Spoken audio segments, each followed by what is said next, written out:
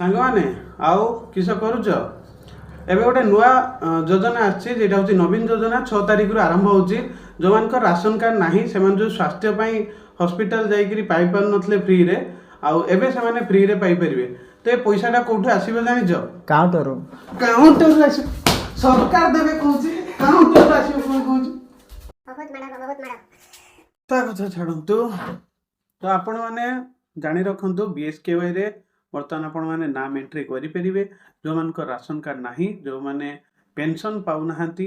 से माने मध्य इथरे नाम एंट्री करि परिबे एवं सबठारु बड़ कथा हला छोट पिलान को नाम भी इथरे एंट्री करि परिबे इवेन जदि आपण को पाखरे पिलार आधार कार्ड भी नाही किंतु आपण को 30 दिन भितरे पिलार आधार कार्ड मोसा केंद्र रे डिपॉजिट करिया पे पड़िबो